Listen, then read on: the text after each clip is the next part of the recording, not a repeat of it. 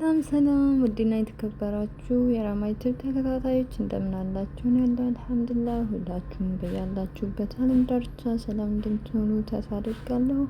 ሐረግ ድራማ ክፍል 76 ተለቋል። ላይክ፣ ሼር፣ ሰብስክራይብ፣ ኮሜንት እያደረጋችሁ እንደተለመደው አበረታቱኝ። እኔም ሀሳብ አስተያየቴን ወደ እናንተ ይዤ ብቅ ብያለሁ። እንግዲህ በክፍል 75 ላይ እንዳያችሁት ጽዮንና ቢኒያ ተገናኙ ነበረ። አልተደዋወሉም።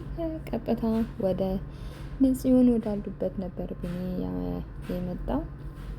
ሲመጣም እንግዲህ የናታንን ነበር ያገኘው። ናታንም እንደ ሰላምታ ምናምን ከተለዋወጡ በኋላ አንዳንድ ማስጠንቀቂያ ሰጥቶ ስለቱ ወደ ውስጥ ሴቶቹ ጋር ነበር የሄዱት። ሲሄዱም እንግዲህ ቤዛ ቤት እያጸዳች፣ ጽዮን ደግሞ ሽንኩርት እየከተፈች ነበር ያገኟቸው። ሙድ እየያዙባቸው ነበር። እንዳያችሁ ስንጠራ ከየት ነበርክ? በጣም ፈልገንክ ምናምን፣ ይሄ ስራ ካልተረዳዳንበት የሚቻል አይደለም።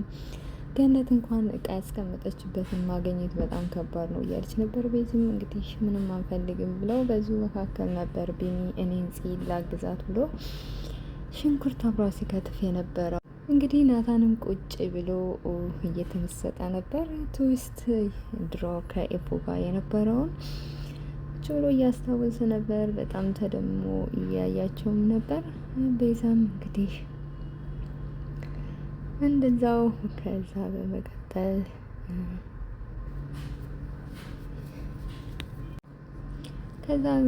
እንግዲህ ሰብሰብ ብለው ራት ከበሉ በኋላ ቁጭ ብለው ነበር።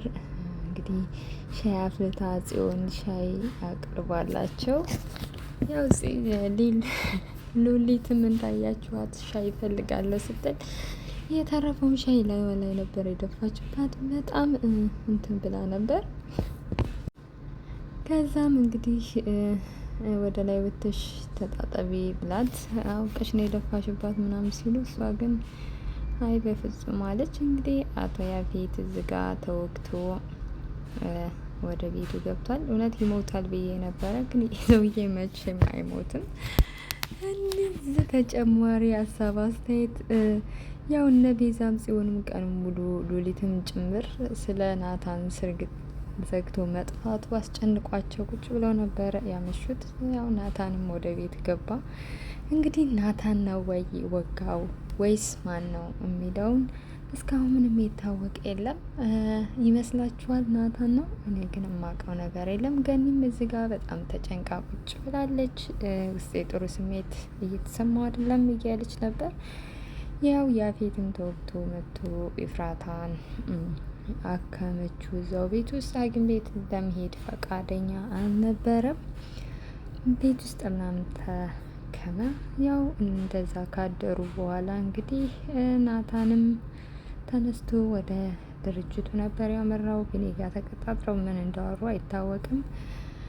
ስለ እህቱም ማስጠንቀቂያ ሰጥቶት ያው እንዳያችሁት እዛ ነው ዋሉት። ኤፍራታም እንግዲህ ስልክስ አቶ ያፌት በወደቀበት ሰዓት ስልክ ተደውሎ ነበር እና አንዳንድ የተላከለት መረጃ ስለነበረ እሱን ወደ ራሷ ሼር አድርጋ እንዳያችሁት ወደ ስልኳ ገልብጠዋለች መረጃውን። ከዛ በኋላ ነው ልረዳክ የምችለው ነበር ያለችው። ምክንያቱም አንድ የሚጠቅማት መረጃ ሳታገኝ አትቀርም።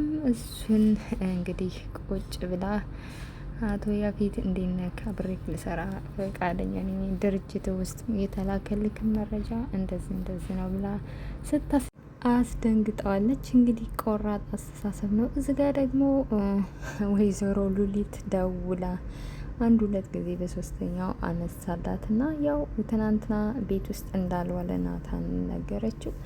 ናታንን እንዲጠረጥር አድርገዋለች። ከዛም እንግዲህ ጽዮን እያዳመጠች ነበር ስታወራ ወታ ያው እንዳስደነግጣት አይታችኋል። በጣም ብዙ አቅዳላት ነበር። አሁንም ስለማታርፍ ሉሊት እንዳያችኋት እንግዲህ በጣም በሉሊት ተናዳባት አቅዳለች። የሆነ እቅድ ዛሬ የምታደርግላትን በደንብ ስታስብበት ነበር የዋለችው። እንዳያችኋት ያው መቼስ እንግዲህ የሉሊትን ተንኮል ታውቁታላችሁ። እንግዲህ ቁጭ ብላ በጧት ተነስታ እያሰበች ነበር። ከዛም ቤዚ ተነስታ ወደ ውጭ ልትወጣ ስትል ቁጭ ብላ ሰግታ እያሰበች ስታያት ምን ሆነች ነው ምን እያቀድሽ ነው ምናምን ስትላት አልሰማችም። እንግዲህ ወንድሜስ ብላ ስትላት ወንድምሽም ወደ ውጭ ወጥቷል ነበር ያለቻት።